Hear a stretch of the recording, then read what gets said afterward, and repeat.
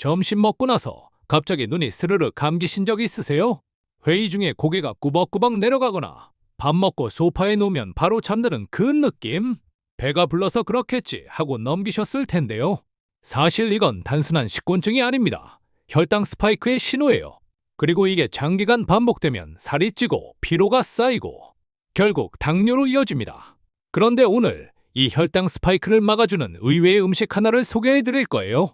냉장고에 지금 있을 수도 있는 그것, 바로 치즈입니다.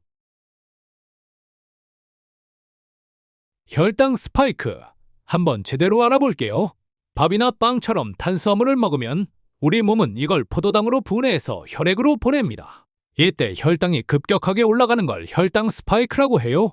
혈당이 오르면 췌장이 급하게 인슐린을 뿜어냅니다. 이 인슐린이 혈당을 다시 확 떨어뜨려요. 올랐다가 확 떨어지는 이 롤러코스터. 바로 이 순간에 졸음이 쏟아지고 극심한 피로가 옵니다. 문제는 이게 하루에 3번씩 수십 년간 반복된다는 거예요. 췌장이 지쳐가고 세포들이 인슐린에 반응을 안 하기 시작하고 결국 당뇨로 발전합니다.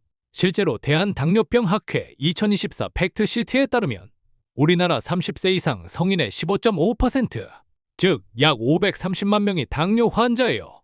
6에서 7명 중 1명꼴입니다. 더 무서운 건 65세 이상에서는 3명 중 1명에 달한다는 거예요. 남의 얘기가 아닙니다.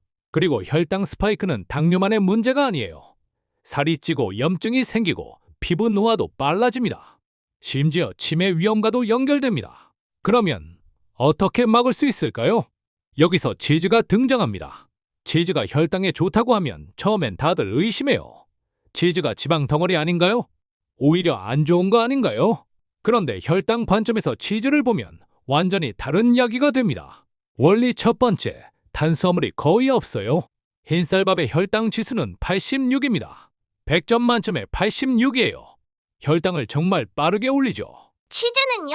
체다 치즈 30g 기준으로 탄수화물이 0.5g도 안 됩니다. 탄수화물이 거의 없으니까 혈당을 올릴 원인 자체가 없는 거예요. 치즈는 혈당 스파이크의 원인에서 처음부터 제외되는 식품이에요. 원리 두 번째, 단백질과 지방이 브레이크 역할을 합니다. 밥을 먹을 때 치즈를 같이 먹으면 어떻게 될까요? 살이 2배로 찌는 거 아닌가요? 틀렸어요. 치즈의 단백질과 지방이 위장에서 소화되는 속도를 늦춰줘요. 위에서 장으로 넘어가는 속도가 느려지니까 혈당이 급격히 오르지 않고 천천히 완만하게 올라가게 됩니다.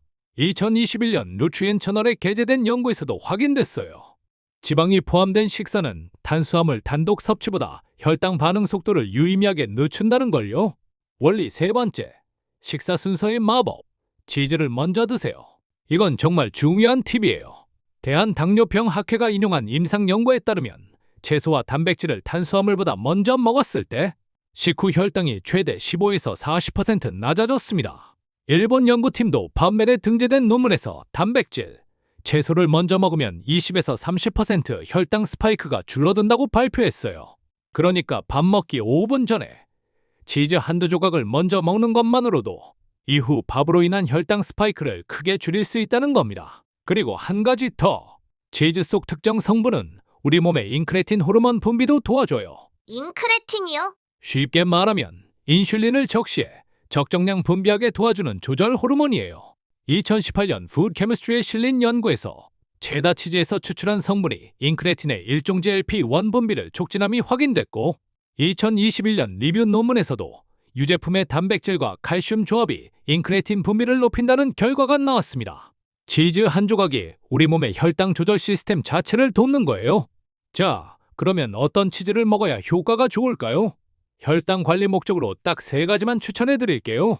고티지 치즈는 혈당 관리의 절대 챔피언이에요. 100g당 단백질 약 11에서 12g, 탄수화물은 약 3g. 고단백의 저탄수화물, 그리고 칼로리까지 낮아요. 식전 5분 전에 고티지 치즈 반 컵을 먹는 것만으로 이후 탄수화물 식사의 혈당 스파이크를 크게 억제할 수 있어요. 샐러드에 섞거나 방울토마토 몇 알이랑 같이 드시면 맛도 있고 포만감도 오래가요. 고티지 치즈가 낯설다면 그릭 요거트 스타일로 생각하시면 됩니다. 체다 치즈 30g 한 조각엔 단백질 약 7g, 지방 약 9g, 탄수화물은 0.5g도 안 됩니다. 혈당 걱정 없이 먹을 수 있는 치즈예요. 단 먹는 방법이 중요해요. 크래커나 빵이랑 같이 드시면 역효과입니다. 크래커의 탄수화물이 혈당을 올려버리거든요. 오이, 당근, 파프리카 같은 생채소 스틱과 함께 드세요. 씹는 맛도 있고 혈당 걱정도 없어요. 모짜렐라도 탄수화물이 낮고 단백질이 풍부해요. 모짜렐라는 특히 토마토, 올리브 오일과 조합할 때 빛을 발해요. 토마토에는 리코펜이라는 강력한 항산화 성분이 있는데 올리브 오일처럼 지방과 함께 먹으면 리코펜 흡수율이 수배 이상 높아진다는 연구 결과가 있어요. 모짜렐라, 토마토, 올리브 오일 한 방울, 혈당도 관리하고 항산화까지 챙기는 조합이에요. 오늘 영상이 도움이 되셨다면 구독과 좋아요 부탁드려요. 치즈에 대한 더 많은 이야기 다음 영상에서 이어갈게요.